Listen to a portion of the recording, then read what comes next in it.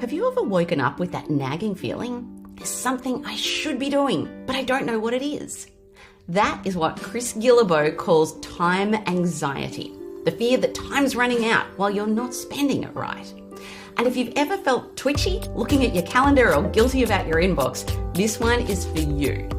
Chris is the New York Times bestselling author of The $100 Startup, and he shares how time anxiety shaped his own life, plus the shifts that help him move from dread to hope. We talk about time decluttering, setting constraints, and why he declares email bankruptcy every January. By the end, you're going to have fresh strategies to quiet the voice in your head that is saying you should be doing more, and finally feel at ease with how you're using your time. So Chris, you have written a book about time anxiety, which is like, when I picked it up, I thought, wow, that sounds like an interesting concept, but what is it? So can you tell me, what is time anxiety? I think of it as the fear of running out of time while simultaneously feeling really uncertain or hesitant over how to spend the time that we have. And so this kind of manifests in different ways and such. But I noticed when I was just writing the book and talking with people about it, not even formally, but informally, I was just be chatting with people. And they would say, "What are you doing?" I'm like, "Oh, I'm working on this thing called time anxiety." And there would be almost a very strong visceral response to it. And so many people would say, like, "I don't know what it is, but I have that. Like, that's me," right?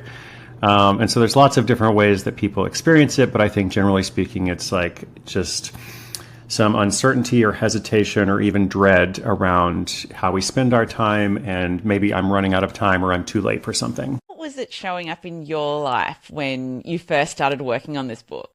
I would say it was the overarching problem of my life. It was something that affected me like just all the time. I thought about it all the time, and I constantly thought, oh, I'm too late. I feel regret over choices I've made or have not made, or it's just like a whole lot of things, right? It's like, I feel like there's so much I want to do, and a lot of like books and tools and systems are all about how to optimize and to delegate or outsource, or like to get rid of all the things that you don't want to do. And I think that's helpful, to a point. But for me, it was like, there's a lot of things I want to do. Like, there's still things, like there's more that I want to do than I'm able to do, clearly. And that's ultimately how it is for all of us. But I just felt like there's this phrase that I use in the book, and it's not even my own phrase. This is something that I heard from a lot of people over and over. But once I heard it, I was like, oh yeah, I latched onto it. It was, there's something I should be doing, but I don't know what it is. Like, there's something that right now I feel like I should be doing something, or maybe working towards something, but I can't quite tell what it is. It's this vague sense of discontent. I completely and utterly relate to that. I was thinking about you, like, I was reading the book, and like, it's just so great. I love what you have created. I was wondering, like, about Chris now. When you wake up, the book is written, all the concepts are hopefully absorbed into your bloodstream. Like, do you still experience time anxiety, and is it showing up in a different way for you now? I mean, I haven't solved all the problems of the world, or even all my own problems, for sure. I think what I have is a lot more understanding and insight. And, I started writing the book out of a place of discontent and dissatisfaction, and not quite like hopelessness, but a little bit of despair, or a little bit like creeping towards despair. And I think I ended the process, which is like a 2-year process of research and writing, I ended it feeling much more hopeful. So that's something, that's not nothing, as we could say. Definitely. I would love to know, what do you do now? Like, if you wake up and you're thinking about the day ahead and you're feeling that sense of, oh my goodness, I just feel like I've got so much to do and I don't know how I'm going to fit it in this day. What has become like your go-to habits or rituals or strategies when you wake up with that sense of, I don't know how I'm going to get it all done right today? When you're feeling a little twitchy, at least that's how I feel sometimes. Yeah. Well, I think there's like 2 different directions there. And the first one is like, So there are two types of time anxiety, and one is existential of like, time is running out in my life. And for that, I kind of learned to reframe my thinking around legacy. I used to be into this concept of like leave a legacy, and that was like an operating principle or a driver for me. And I've kind of let go of that, like to a large degree, just because I like so much about legacy is outside of our control. And it's also a lot of pressure. Whereas if we can focus on living well, like whatever that looks like, and that still includes like being of service to others and hopefully trying to build something and, all those things, it feels a lot better to me. So that's like the bigger picture. But then, to your point about you wake up and it's like, oh, what do I do? I guess, I'm still somewhat kind of triaging, which I think a lot of people are like, oh, I've got all this stuff and this goes here and this goes there. But maybe I just understand a little bit more that I have to create constraints and limitations. One of the key parts of the book is like you have to decide for yourself what is enough, for any particular day or any particular project or, whatever cycle that you think on. And so I have to understand that there are some limitations out there. Like I have a limited amount of cognitive attention and there's only so many things I can do. So I have to somehow set these constraints and live with them. And I think what I was trying to do before, so I'm still goal oriented. I still like to work on things. Like I haven't become like a complete minimalist or a monk. But I think like understanding, okay, there's only so much I can commit to. And I try to avoid those situations, I guess, in the first place of like feeling overcommitted. And if I do get into them and it's like, okay, what can I do to kind of like unpack myself back to a place of more stability, as opposed to how do I get all of it done? Because that's probably not going to happen. There's a practice that you talk about in the book where you recommend looking, I think, at the week ahead in your calendar and asking yourself, what are just two things that I could take out? Tell me about, like, if you were to do that today, looking ahead, we're recording this on a Tuesday. Sure. Tell me how you'd go through that process. Oh, that's great. I call it time decluttering because, everybody's familiar with like tidying up your office or your home or your space and like getting rid of objects that don't bring you joy or whatever. And I think that's good and helpful. But, if we say that time is our most precious resource, like we should be even more attentive, to like cleaning up the calendar and removing things where we can. So what would it look like for me? I guess I would just scan forward a little bit and see, is there anything I was added to that I don't need to be added to? Is there anything that I have set up that I can say, actually, this could be handled another way? It's not only work things too, it's also like other life things. If I'm not as excited about this thing, do I have to do it? These are just kind of like some questions that I ask.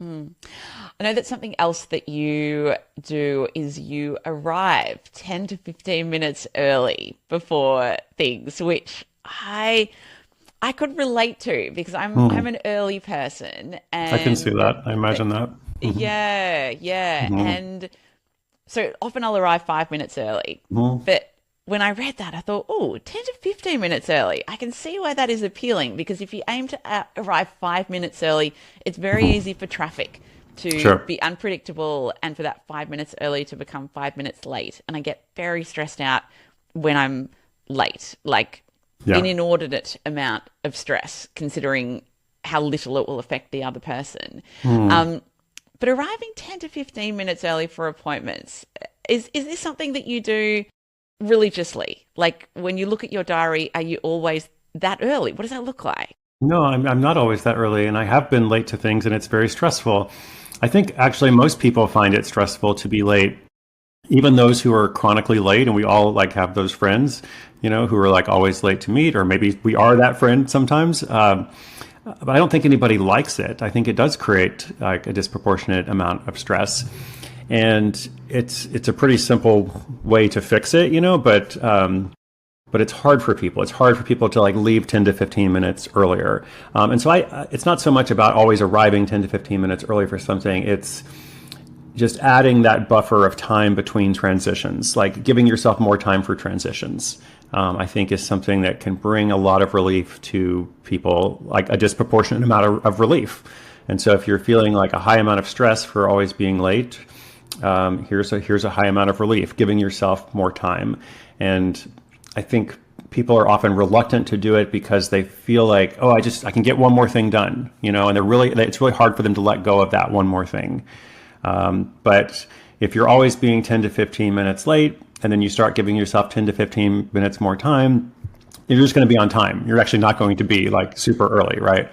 Most people don't go from being like a chronically late person to being, always 15 minutes early. Mm. Are you chronically early?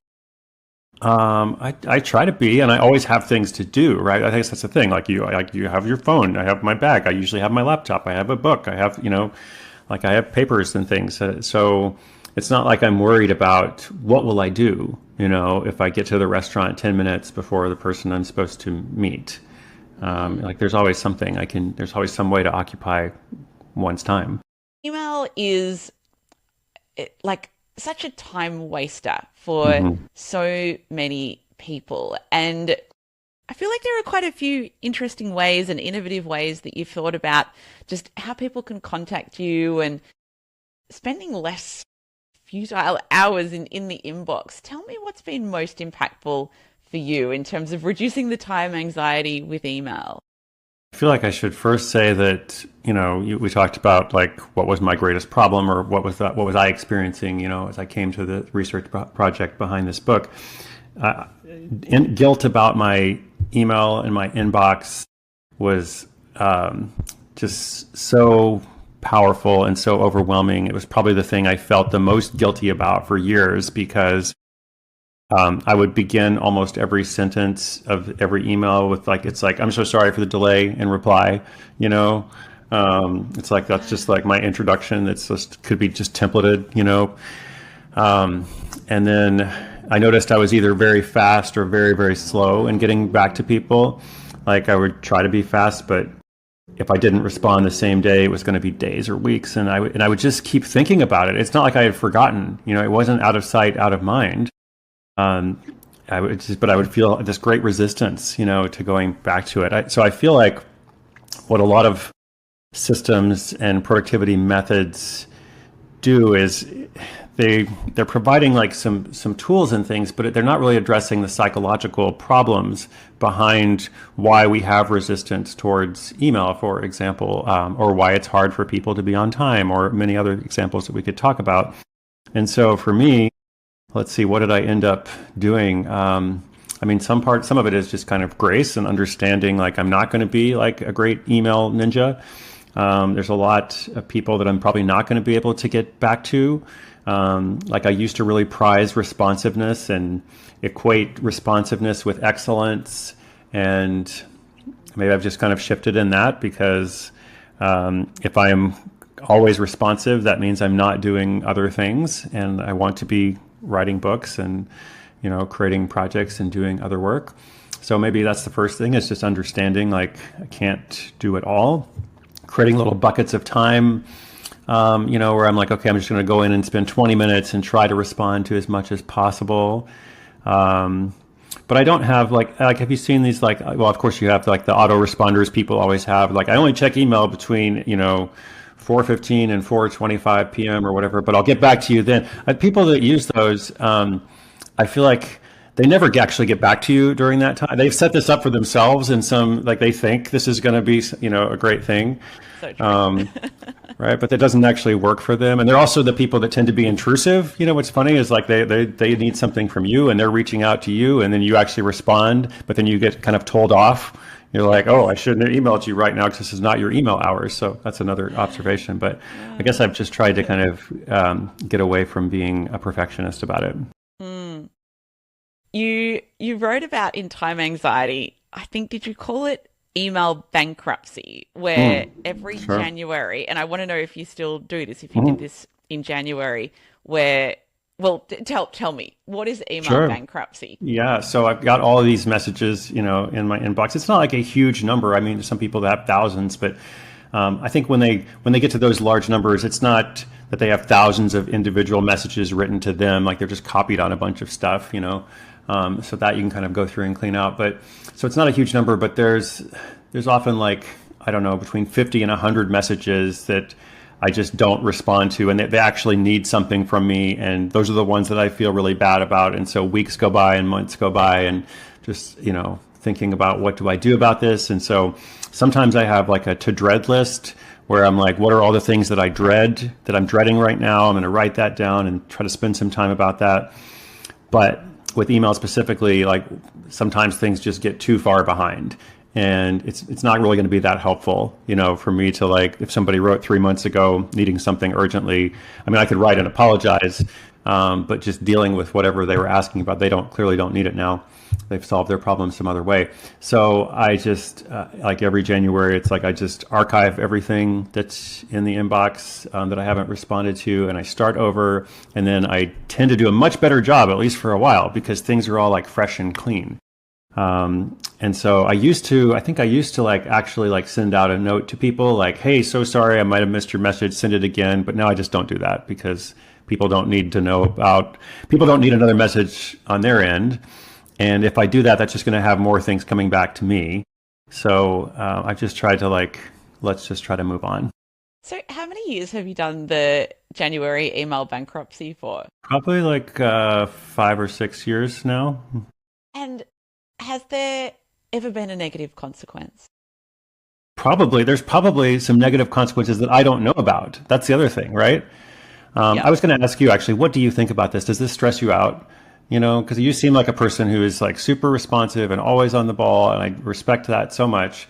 What do you like? Are you like, I would never do something like that? Well, it's funny when I think about my inbox, and I preface this because I use Superhuman, and I feel like if I were to use Outlook or Gmail, and I've used both, they stress me out a lot because everything's just everywhere and the interface is ugly compared to Superhuman.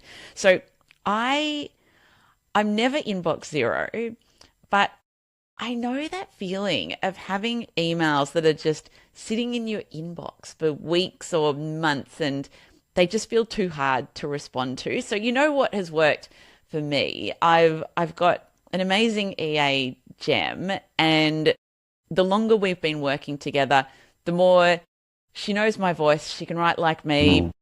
She understands the context of most of what's going on in my inbox. And so I would say she does so much for me, but I reckon the single most valuable thing she does for me to remove email stress is she will notice the emails that are just lurking in my inbox and have been there for a while, and she will draft a response. And I could have done that. That's probably great. Would have taken me less time than Gem, but the fact that she has done that work where there's been some kind of a mental block, and I obviously read the draft and will make any edits that I need to, and then hitting send on that email feels so good. So I think I haven't really thought about this as one of the things that has solved a lot of the email anxiety that I feel, but I think that is probably the thing that has had a very, very big impact. That's great. The other thing that has had a big impact on me, and I remember this advice, I imagine you've come across Laura May Martin, Google's executive productivity advisor. I feel like she's sort of in the same sort of area as us. And she said to me, stop trying to follow the classic productivity advice where just be in your inbox 2 or 3 times a day. And I have been guilty of giving that advice and getting a lot of pushback from clients. And I think far more practical advice is just closing your inbox for a couple of hours a day. Otherwise, leave it open, procrastinate as much as you want, be as responsive as you want. But for me, I just know I'm going to, in the mornings, close Superhuman. It will be not open, probably between the hours of 8 a.m. and 11 a.m., thereabouts, and that serves me really well. But otherwise, I think I'm guilty of responding too quickly, because obviously the quicker you respond, the more email you're getting back at you very quickly. Right. Okay, interesting. Well, you can use the, Superhuman has the send later feature, right? So you can be really responsive, but just say send 2 hours later, right? Yes. For whatever, Yes, which I'll often do if I'm emailing after hours, because I try not to, but I also don't like to be seen emailing after hours, because I feel like it's creating interruptions for other people at times when I don't want to. But yeah, I do use send later a lot, but not during the day. That's a good tip. I'm gonna take that. Now I know that productivity advice that you hate is someone saying just prioritize better, or just get your priorities straight. And prioritization is something that I think about quite a lot, and I've tried different strategies. I would love to know, like, what works for you? Because I think a big part of time anxiety is not knowing what matters the most and where our time is best spent. So what do you do, Chris? Yeah, just prioritize better is kind of like, don't worry. It's like, it's not a very helpful thing to say to people, right? Like if someone is worried, you just don't worry. Oh, I'm not worried now, right? And when it comes to priorities, it's like, it's also this very big nebulous concept. It's like, whose priorities? Like I'm prioritizing, but what if I have competing priorities? And, what if I have priorities in this part of my life or this part of my work? And like, doesn't everything cross over one way or another? And how do I make these decisions? Like, where's the like prioritize button, like that will just like, oh, okay, here it is. Everything is perfectly ordered, right? So let's see, your question was, what do I do? I think something that is really intuitive for most people, like for like almost all of us, if we just stop and ask ourselves what matters. And you can say like, what matters right now? What matters to me right now? Like when you do that, I think just about everybody can identify, oh, okay, there's like a few things that come to mind in terms of what matters right now.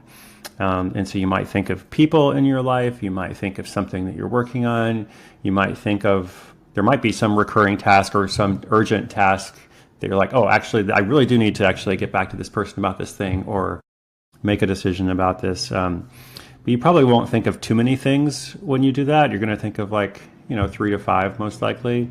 And I think that is just a very simple, helpful way to understand like what are the priorities of the moment. And it's probably also helpful to kind of think long term and like, what do I want from my life and how do I structure that? All those other kinds of things. But I guess if you're like in a state of distress or even just like, how do I spend my time today or tomorrow? I think asking yourself like what matters and then that will be a very helpful starting point. And then as you go forward, you kind of notice like what is bringing you joy and what is bringing you good energy versus what is draining your energy. And I think that's also a good like direction to pay attention to. It's not meant to be like a woo-woo thing. It's meant to be like actually very grounded in logic and analysis and in what we really want to do and find, meaning and purpose in. Do you have any like annual or monthly or weekly rituals around just reminding you to go, okay, what matters? What matters this week? Where should my time go? Do you have anything like that in place? I do have like an annual review that I've been doing for like 20 years. So I've changed that a few times over the years, but it is like the better part of a week of thinking through like what was the year look like and the past year and what are some goals for next year based on different categories and such. But it's a little bit less intensive than it used to be because now I am more thinking, I was going to say in the moment. I'm not really in the moment because I am kind of future minded, but it is more like I know more or less what I want to be doing most of the time. And it's really only when I get off track that I have to like refocus a bit. And also I like projects like you. I like to write books. And so other projects like books, I host an annual event. And so with these kinds of things, it has like a built-in timeline for it. And I like that. Actually, I like knowing, okay, seasonally or cyclically, here's what I need to be doing. And here's how I can prioritize those things. Thank you so much for watching. Hit subscribe so you don't miss what's coming out next on How I Work.